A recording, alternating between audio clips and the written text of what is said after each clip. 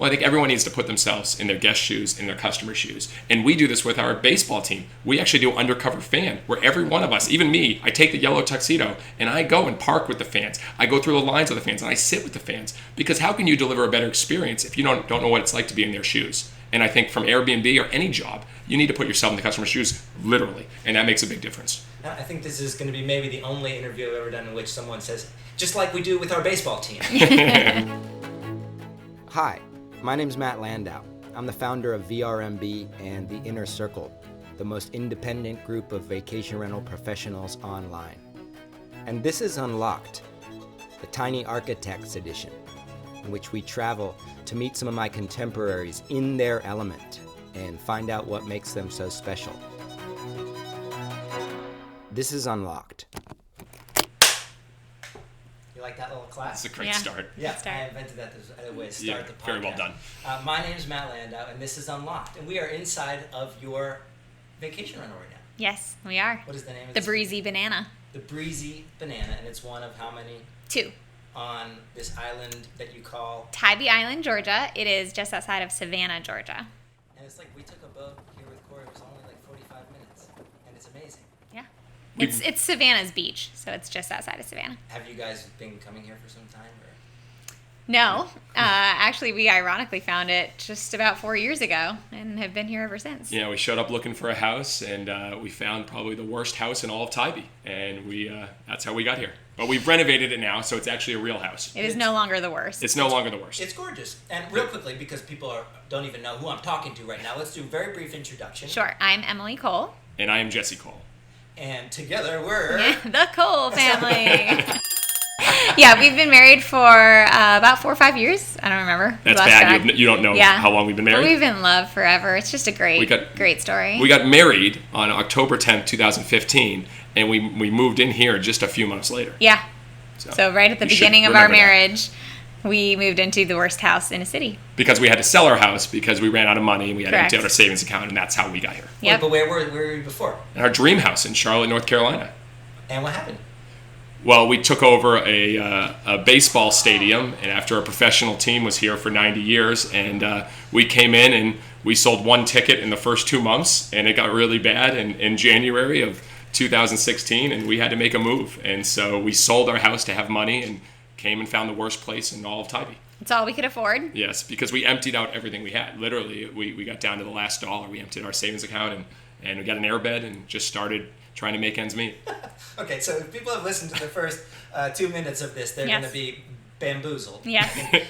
We'll use that as a teaser, because how you physically, what you're doing here is absolutely amazing. It's bananas, yeah. It is bananas, yeah. And for those who are not in the room, describe the outfit that you're wearing, Jesse. I am in a bright yellow tuxedo. This is from, wearing a top hat, yellow shirt, yellow shoes, yellow pants, yellow socks. And this is not my only yellow tuxedo. I own 7 yellow tuxedos. And she is still married to me, which is quite amazing. He wears them every day. Yes. Since even before you were started dating? Yeah, unfortunately, I've known about it the whole time, so I don't really have any excuse. Yeah, I really confused her, but it worked out well. And this place that we're sitting in right now, it's beautifully appointed. It's been redone beautifully. And apparently guests like it too. Give me a brief overview of what this means hospitality-wise to Tybee. Sure. So for us, our whole focus is how to make the experience amazing for people. So yes, we focus on the decor and the things that we leave here, but really it's just the experience. So it's reaching out to the people ahead of time, finding out why they're traveling here. Tybee's a really unique, quirky little island. So we try to highlight different areas for the people who are coming and make sure that it's a good connection for them and that there's good places that they specifically will enjoy. It's not just kind of a blanket here kind of recommendation. So yeah, for us, we focus on the experience, and we've been very fortunate to have wonderful reviews and lots of return guests, and we have a studio and a 2-bedroom apartment. And so wonderful reviews is not doing you justice. How many reviews do you have? We are at 146 5-star reviews currently. And 1 4-star review. 1 4-star review. We won't focus on that one. And everyone in our industry knows that eventually you will get the 4-star, and probably even less, yes, sorry to say. And that's okay. And we're okay with that. Yes. Okay.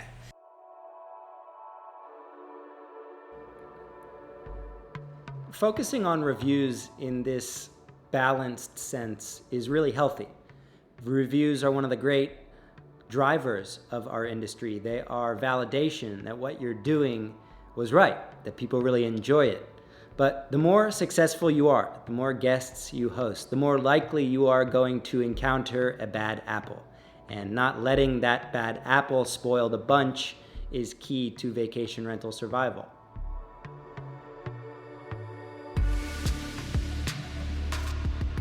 How long has this business been in operation? So we started with just the studio side, and that was about 3 years ago. And then we fixed up the 2-bedroom side. It's a duplex, and we opened that one about a year ago. Okay. And in terms of like the offerings on Tybee, how many places to stay are there? A lot? Thousands. Thousands. So many. This is a vacation rental It place. is. Absolutely. Unbelievable competition. Obviously, a lot of people come here, but the competition is pretty fierce. Yeah, the market is about 50-50 of people who live here and then tourism. Mm-hmm. So there are tons of not only hotel rooms, but vacation rental homes. And you guys just decided when you purchased it that you wanted to turn it into a hospitality business? Honestly, we did it out of necessity at first. It was a duplex, and we couldn't afford to live here without renting out half of it. So it truly was necessity. Neither of us knew anything about hosting people, and we just used our service and hospitality backgrounds to kind of transition into the... And what'd you do? Just take nice photos and put it up on a listing site? Exactly. Yeah? Which listing site? Airbnb is our biggest. We have used VRBO in the past, but it was getting so busy that it was easier for us to just simplify and use one platform that we could get really good at. And I meet a lot of couples in the industry, and typically the roles are very clearly divided. Otherwise, one gets into the other's hair. Yes. Are the roles divided here? They are. Jesse stays out of it. No, we talk about a lot of things, but I am mostly the frontline person. I'll be the person that meets guests or runs over to the home to help them with something, and Jesse does a lot of the preparing behind the scenes and coming up with ideas and marketing and things like that. You? Ideas? I know. But you have employees? Do you work with cleaners or... So we do all of the communication, and then we do have a local cleaning company. They're a toxic-free company, female-owned and operated, local to the island. And toxic-free, I like yes, that. yes. So it was something that was important to us because we want this to be baby-friendly and pet-friendly, and so that was just something. And they're local and women-owned, and I just love everything that they stood for. And so we've had a great relationship for all 3 years, and they care about the home like I care about the home, which I think is so important. If you're going to have other people helping you run a business, you have to make sure that they have the same outlook and morals and everything as you do. And she tips them every single time. So the cleaning company, they come twice, 3 times a week on each side. And so she tips them every time because she also wants to treat them as their guests. So they want to clean our place more than anyone else. And do they see the reviews when they come through?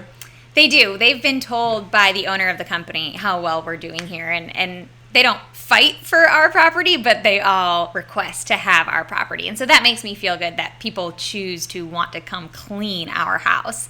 I think that speaks a lot to how the place is run and how it's left by our guests, and that they get tipped every time. So it's great that we have a great rapport with all of the cleaners as well as the owner of the company. And you describe it as 3 Airbnbs or 2 Airbnbs. Your business is defined by Airbnb? Yeah, it started that way, and so I think we're still trained to say that. Fortunately for us, a lot of these people have become return guests, and so if we've built a good relationship with them and I trust them, we'll do side bookings. But for the most part, we've been happy with the Airbnb platform and trust them and the way that they navigate letting people use their platform and their insurance policies, and so we really do rely on booking through that. Even if it's somebody who we've met before, I usually stick with going through the app just for safety and precaution. Mm-hmm. And eventually, do you think you'll begin taking bookings outside of the platform and hosting your own website, for instance? Could be. We're very busy with other businesses, and we have a 1-year-old. So for now, we're just kind of letting this ride the way it is. I mean, again, 3 years ago, we had no idea. This just started out of necessity. We needed rental money, honestly, to pay the mortgage. Mm-hmm. So we'll see where it can go. We're really excited about it, and I love the vacation rental industry, and I think it's going to keep growing. And to be in a location like this where people are always going to want to come to the beach, we feel very fortunate. So I know it'll keep growing. The demand will be there. Yeah. And we bought our next place thinking solely about how we will rent that next. Interesting. Where's that one? Right down the road. Right around the corner. Cool. It's about 100 yards from here. You're expanding. Yeah, well, again, we look at places that you can fix up. That's our whole mindset with anything. We don't want to take someone when it's at the top. You fix it up, make it your own, create the vision, and then you can start really seeing the return in that. And so we've got another fixer-upper, and we put some work into it, and we're living there now. And I think that's kind of cool. We don't talk about that. We live where we rent out. So to give you an example, we lived in the studio on an airbed for months while we were struggling, and then we fixed that up and then rented out. Then we lived here on this 2-bedroom that we're sitting in right now for almost a year, and then we start rent that out because we want to experience all the pieces. So when she's talking to them, she knows all the things about the Airbnb, which I think gets a nice advantage for her in working that relationship. Amen. When you guys travel, and by the way, I think that is a great tip. For a lot of managers have not stayed in all the homes or each of the bedrooms in all the homes. And you don't know that there's a sound that comes from the ice machine or whatever. Yep. Well, I think everyone needs to put themselves in their guest shoes, in their customer shoes. And we do this with our baseball team. We actually do undercover fan, where every one of us, even me, I take the yellow tuxedo and I go and park with the fans. I go through the lines with the fans and I sit with the fans. Because how can you deliver a better experience if you don't know what it's like to be in their shoes? And I think from Airbnb or any job, you need to put yourself in the customer's shoes, literally. And that makes a big difference. I think this is going to be maybe the only interview I've ever done in which someone says, just like we do with our baseball team.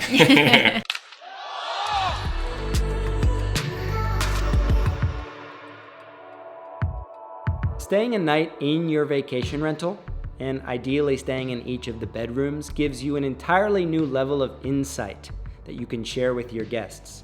And this is not a tip for single property owners alone. In fact, what comes to mind is Blue Water Vacation Homes in San Diego. Paul Becker and Brady reminded me that you can host meetings for your staff inside your vacation rental properties, giving every single team member a new kind of insight that they can share with guests.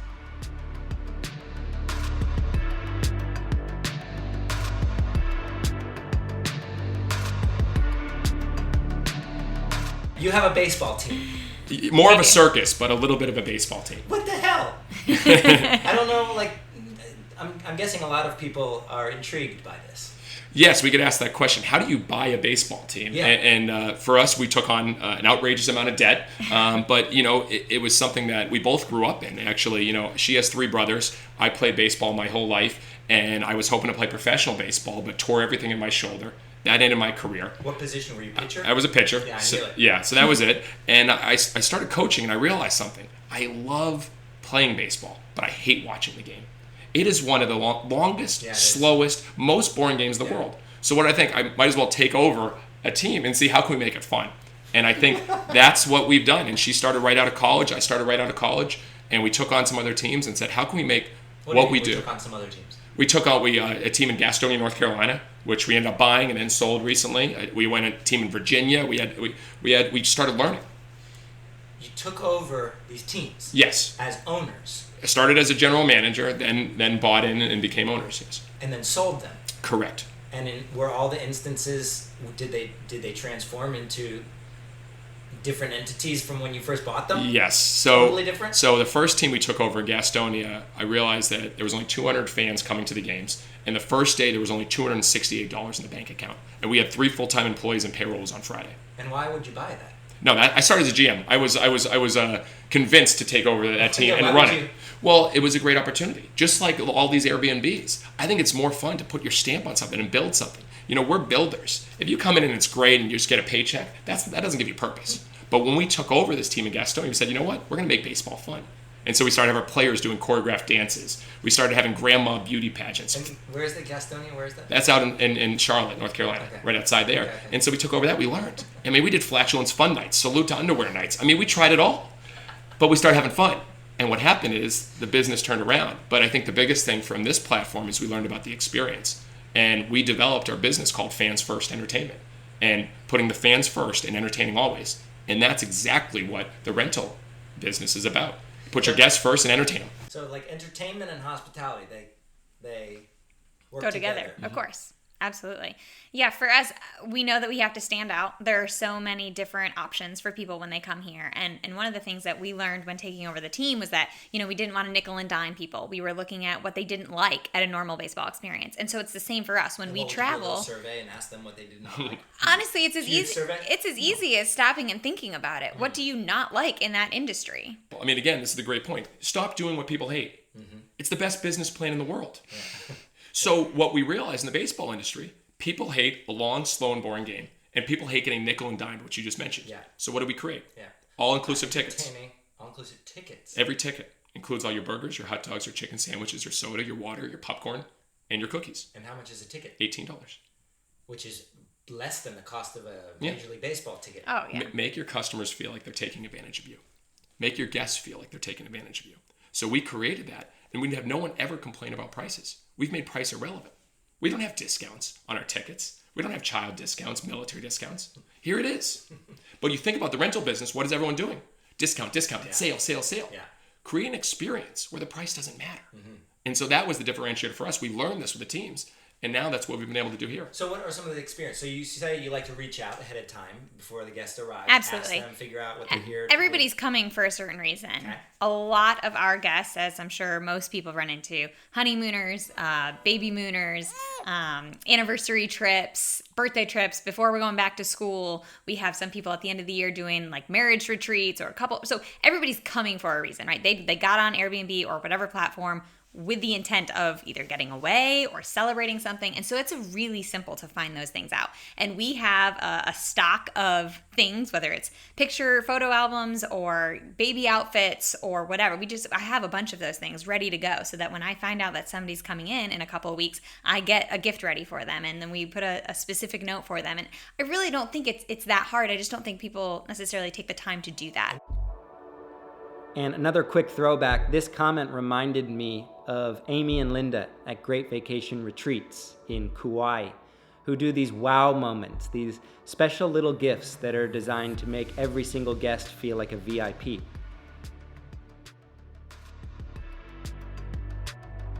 Fresh watermelon juice and coconut water from a local shop sat in the fridge, along with a bottle of champagne for mixing.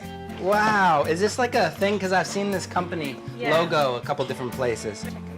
Cold pressed juice has just gone bonkers. Right? And as I'd learned after visiting their offices, every Monday morning, Amy and Linda and the team at Great Vacation Retreats meet for what they call wow meetings, in which they run through the list of incoming guests for that week. And they try to identify small but meaningful gifts that can be curated to each traveler's preference. We are definitely on the beginning of the wows. In 5 years from now, you can come back and re-interview us, and it will be a wow up here. And now back to Jesse and Emily.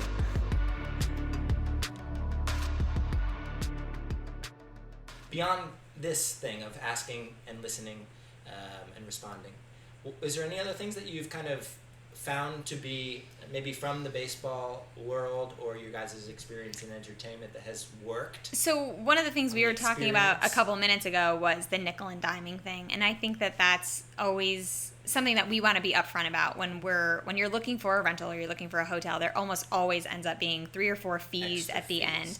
And one of the biggest things that I ran into in the very beginning were pet fees. People asking me, do you charge extra for pets? We believe that pets are part of the family. And so that was just an easy decision for me to say, no, pets are part of the family. I don't charge extra for you to bring a certain member of your family. And it's not a huge deal to, again, those guests who don't bring pets. But for somebody who is bringing their 2 dogs who they've been raising for 10 years and they're a part of their family as much as their kids, it's so nice for them to hear that because everybody else does charge for their pets. So it's just little things like that where I can eliminate costs. And honestly, it's built into the price. You know, we're fortunate that we were able to charge high enough that it covers our cleanings and it covers the extra pet fees for cleanings. But I don't have to say, yes, you're being punished because you care about animals. I think some of the best advice we've ever received was listen carefully, respond creatively. And it was from Darren Ross, who's the CEO of Magic Castle Hotel, which is the number 2 rated hotel in all of LA and Hollywood. And it's not a nice hotel. It's an old apartment building.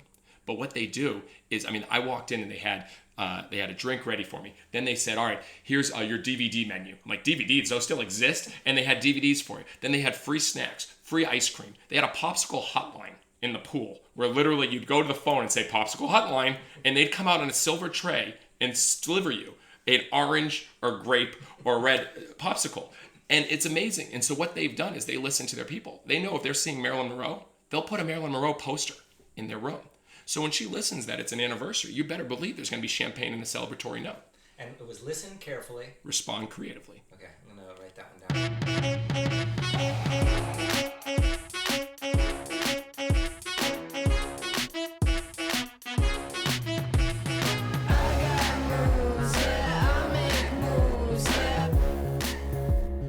This is Sean Miller, the president of Point Central. As a sponsor of the podcast, and also as a person who recently beat Matt in a one-on-one basketball game, we have the opportunity to interview Matt in this season's podcast. Well, we're going to save the full interview for the end of the season. Right now, we're going to share a small tidbit with you. Enjoy. How do I market my business? What's the right way for me to tell my story?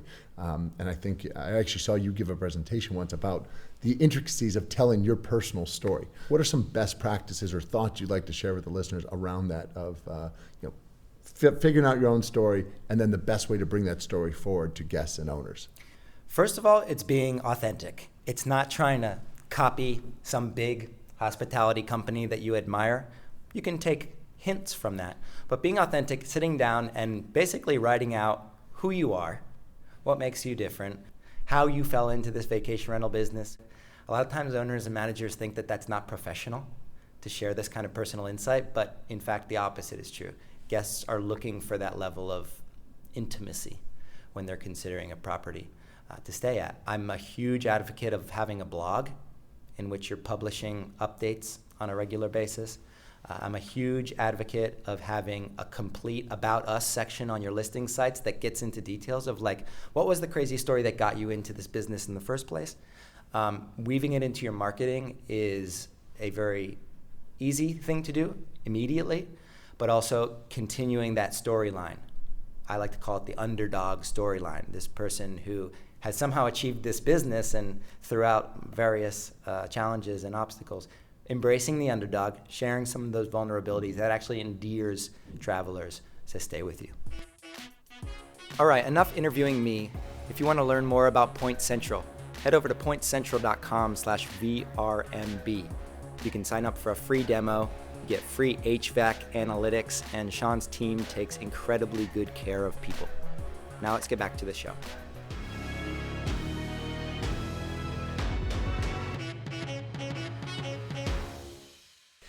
And so give me a quick example of something recently that you found you were particularly proud of, that someone said they were coming for X reason and you decided to do Y. I think the ones that really mean a lot to me are people who are coming on their baby moon before they're having a kid. And we just had ours. Our first son is 15 months old. So I just went through this. So I'm understanding what this woman is coming through. She's coming to the beach and she's super pregnant. So I know what's going through her head. And so I just try to leave them things to make the woman feel good about herself and make them as a couple celebrate, slow down.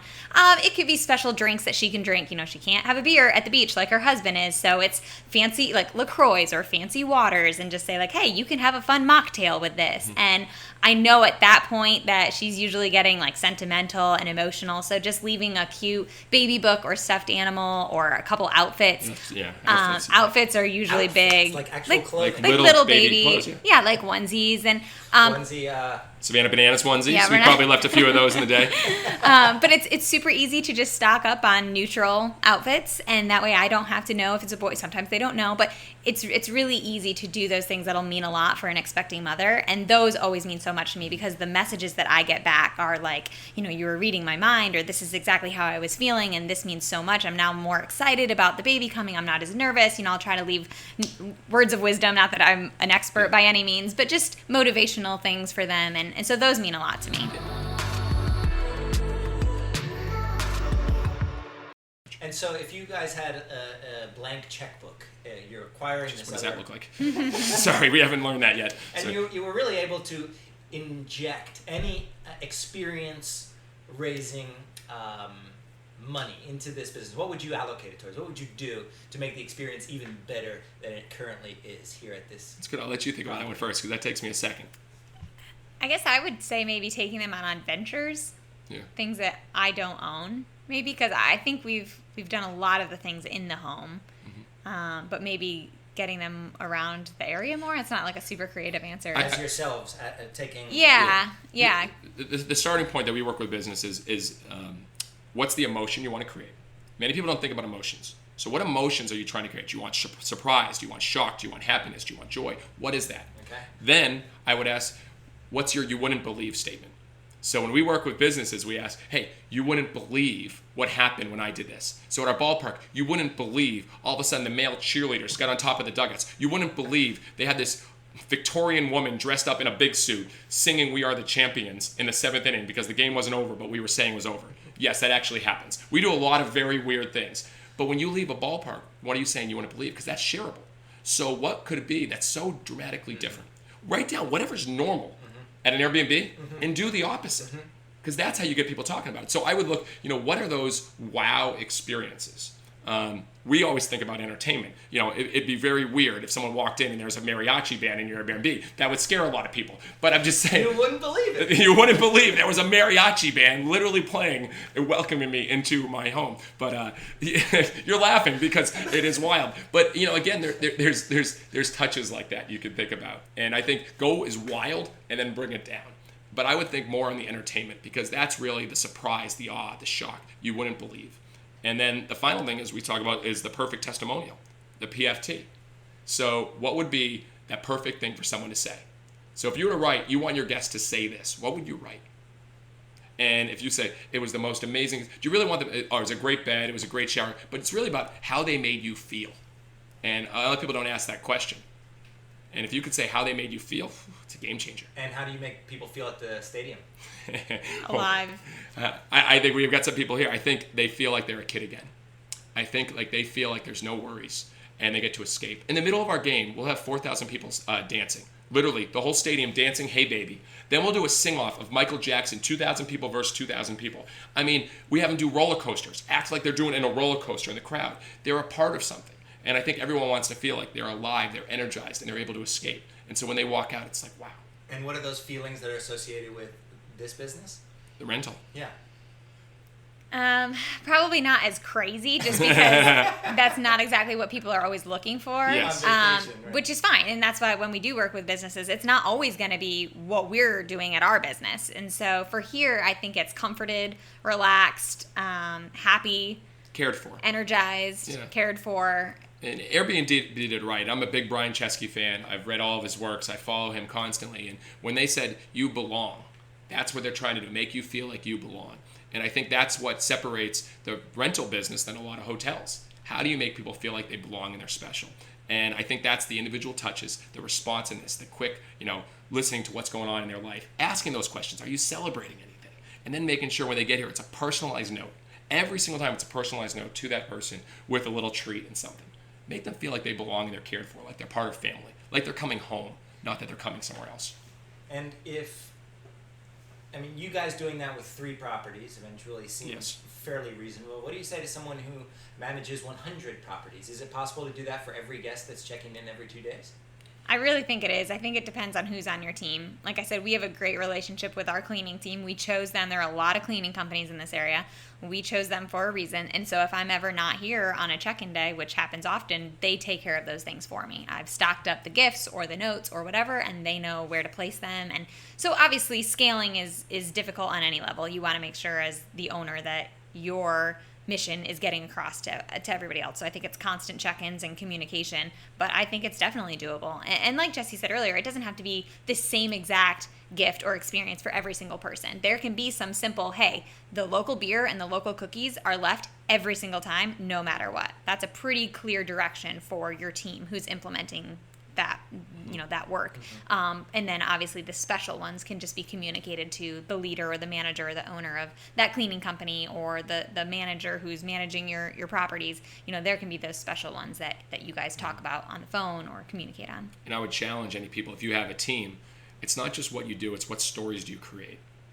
Because when you create stories, that really builds a brand. That builds, whether it's a rental business, that builds what you're doing. And so we talk about always, what are those fans first moments that you're creating at the stadium? So what are those moments that you're creating for your guests? Tell me a moment or two. Oh, jeez. I could go 100 stories, but I mean, little ones. I mean, just we had a kid that I do selfies through the crowd every night. It's crazy that people still love selfies, but I got thousands of them. So I'm doing selfies with the fans while they're singing and dancing. And I remember this kid holding up a sign, literally just holding up a sign, and he said, "Jesse, Jesse, Jesse," and he did a painting. Like a little painting with a guy in a yellow suit and Bananas players. And he goes, "I made this for you." And I go, "What's your name?" And he goes, "I'm Cameron." I go, "Cameron, how old are you?" He goes, "I'm 7. And I go, "Cameron, can we do a selfie?" He goes, "Selfie?" And I go, "Yes, we do a selfie." And I go, "Cameron, that's going to be on Facebook." He goes, "Facebook?" And he got all excited. So I walked down and I said, "All right, let's go make this kid's day." So I went and got to the players and I got a whole bat signed by the whole team. And so I walk up and I get down on a knee and I deliver the bat with all the players. I said, "Oh, Cameron, this is from the entire team. This is for you from them." And all of a sudden, tears start flowing down his face. And I'm like, "Cameron, are you okay?" He goes, Don't worry. These are happy tears. They're happy tears." And his mother's crying, and the whole section was just having fun and just watching the moment. And at the end of the night, Cameron runs up to me, my first time meeting him, gives me a huge hug, says, "Thank you. It's one of the best days of his life." And it's those little moments. Now, we have hundreds of those that we're fortunate that a team delivers that. I mean, every night, our players go into the crowd with a rose and deliver a rose on a knee to a little girl in the crowd while we're playing like some love romantic song, all right? It doesn't make sense, but it's little moments like that. And so we've given away hundreds of roses to little girls. It's those tiny little moments that matter most. How do you hire people to do this? What do you mean? Well, you can't just go and take a normal applicant who's applying for a normal job and transform them into someone who's selling an experience, can you? Why not? I don't know. If you simplify who you are and what you stand for, and you talk about it all the time, you attract those people that believe what you believe. Now, do we have challenges with staff? Yes. There's sometimes they don't understand it, they don't get it. But when you talk about it over and over and over again, every single day before our games start, we'll talk about fans' first moments. We'll recognize people that are delivering these experiences because we praise publicly. That's all they hear. So have you got to articulate it first? Like a lot of owners and managers may have these things in their head, but they've never actually put it on paper and said it over and over again. And they just hope that the employees get it, but really they've never heard it articulated. Absolutely. That's the leader's fault. If they're not repeating who they are, what they stand for, they don't know it, that's on the leader. You can't expect your employees to be this way if you're not leading that way. Everyone says, "Oh, I want my staff to have fun." Well, are you having fun? Have you given them permission to have fun? You know, it's a part of it. We understand we're always on stage, and it's a show every night. And Emily's amazing with our staff, and it's like, she talks about it. This is who we are. And it's just fun to watch. Now, like I said, it takes time. First year, we struggled. Second year, we struggled. But now our players are part of the show. Our players get on top of the dugouts and dance. Our players are doing all the fun, crazy things. They're out in front greeting the fans. Mm-hmm. So when you see the players doing it, the owners doing it, the full staff, I think you want to be a part of it. Yeah, you almost feel like an outsider if you're not. Correct. Joining in on and those people leave. The culture. And those people leave. Mm-hmm. I mean, every year we'll have a few people say, "Hey, this isn't for me." Perfect. Yeah. That's okay. Mm-hmm. And so this next property is going to come online when? Oh, jeez. We got to get another house to do that. Yeah, we don't have a date yet. Yeah. Okay. Is that like part of the master plan in terms of the vacation rental side of things? Yeah, again, I think we just fell in love with it over the last couple of years. And again, we find these homes that are very low cost and need a lot of work. We put a lot of love into them. We live in them while we fix them up. So as soon as we get them ready and find our next project, then we can... Do you think you'll bring on more properties? I think so. I think we're having fun and we're young and I think we've got a cool future in it. Well, it's all about connecting. So she gets to feel these relationships and you get to connect with people. Like she's built some great relationships with some of these guests that have come every single year. And I think, we all want that. We all want to connect with more people. And so if we can do that, it's a win-win. Yeah, I think one of the great benefits is in interacting with people who are coming on vacation, who are like looking to just enjoy themselves, and with some very simple little things, you can really endear yourself to them. Mm-hmm. But the competition here is growing too, I'm guessing. Mm-hmm. Are there new properties coming on the market regularly? Always. Every day. Yeah. Hotels, there's like this motel down the street. I heard is trying to take over the neighborhood. Is that present challenges, or do you keep on your own plan and have no issues? We really don't think about the competition. Should people in general, do you think? I know it's out there, and I think it's okay to be aware of it, but if you believe in something and you focus on that, you'll win in the end. Yeah, you compete against yourself. Mm-hmm. How do you create a better experience every single day? You learn. There were things we didn't do well in the beginning, all right? There were things, there were dirty, there were issues with dirty. I mean, it wasn't clean in certain areas. I mean, we heard from some guests, but you get better every day. If you create a great experience, even in a recession, people will seek you out and you'll win. The other ones that don't focus on that, they're in trouble. Do you think the hospitality and entertainment thing, you talk a lot about experience and really earning loyalty, is this a long-term thinkers sort of industry? You can't really get rich quick. Isn't every business?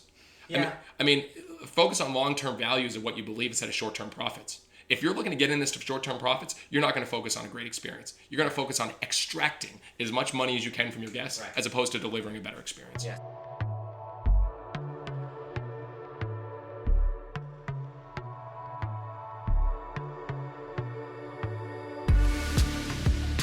Meeting them on site, is that an important component of it? Could you pull that off if they were want not it? physically there? Yeah, I don't think so necessarily. I think that we are such in a technology age where people don't necessarily need to meet a stranger if they want to. Absolutely. I have a lot of older guests that say, I can't wait to meet you over and over. And I get the idea that they want me to help unlock the door for them and help them in. Totally fine. That's different from, my 22-year-old college girlfriends who are just celebrating their college graduation and don't need to ever see me. Right. So I think it just depends on the situation.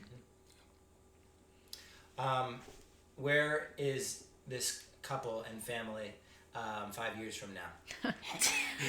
We never put a written sentence on that, so I'm not sure. We're just enjoying every day, and yeah, I mean, we write down constantly what our goals and vision are, but it's never stamped in ink. When you stay kind of optimistic and positive, just it's weird that the things that keep coming up. We never thought we'd have this other property, but it's like, hey, this looks like a fun opportunity. We never thought we'd have these properties. We never knew we'd be 4 down years here. ago. We thought we were going to be in Charlotte, and we're just going to come down and work this team. Yeah. So Probably never originally even thought you would have a baseball we team. never thought we'd have a baseball team, and I think that's what's really cool about it. It's you look at those opportunities, and is it something that you enjoy and that you're good at? And we've become good at, but you have to do and then learn.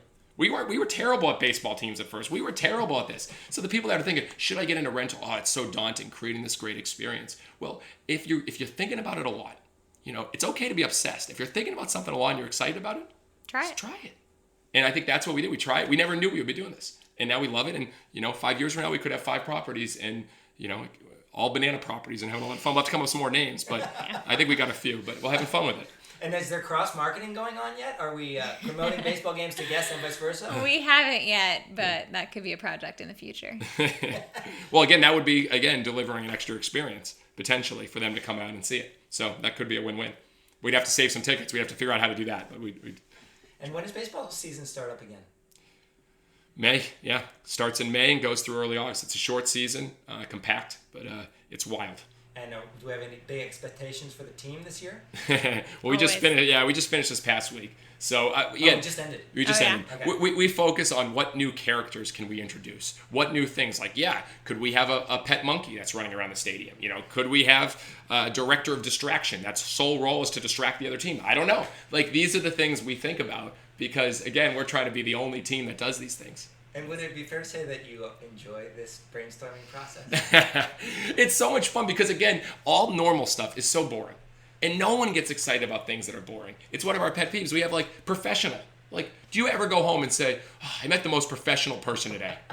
Oh, that was the most professional company I worked with. No one says that. Yeah. People want fun. Yeah. They want unique and they want different. And I think that goes into what we provide at the ballpark and what we hope to provide here with these rentals. And you can be a baseline of professional. You can have all the cleanliness and the communication Yeah. stuff down, and then be this additional layer of unique Yes. that people actually remember, want to talk about when they go home. Yes. You will never believe it, but I met this guy in a Yeah. yellow tuxedo carrying a TV into my Yes. with a mariachi band. Mariachi band playing. There were fireworks going off, and there was look, at our games we have a sexy saxophone player. So it's a guy. He's a redhead. And all the things that you have mentioned to me that take place at one game. oh yes, Oh, yeah. every night. Yes, Every every night. night. And so it's a sexy saxophone player. So he's a redhead, and he goes to the crowd, and we stop the music for a few seconds, and he starts serenading women, playing "Careless Whisperer" and other saxophone jams. And the crowd, it's like wondering what's going on. He's serenading women. But again, they're like, I just got serenaded by a sexy saxophone player. Oh, they cheer. They I scream. mean, it's wild. But again, so maybe we'll have a sexy saxophone player come to your house while you're outside one day. You never know. This is the beauty of limited edition businesses that are kind of creating their own businesses on their own terms, their own identities, things that are worth remembering. Jesse and Emily, what you guys are doing is amazing. We're having I fun. don't know Thanks. if people tell you that often enough, but it is really, really cool. I don't see people as excited about their jobs so much. Thank you. It's really neat. And thanks for having us here on Tybee Island. Really cool. It was a pleasure. Absolutely. Yes. Thanks for visiting. Dinner tonight? Yes. Absolutely. All right. Awesome. Hey folks, thanks for listening. I just wanted to remind everyone that this episode was brought to you by Point Central, the home automation experts of our industry. You can head over to pointcentral.com/VRMB, fill out the form, and take a free demo. You'll also get free HVAC analytics, and I can promise you that Sean's team will take great care.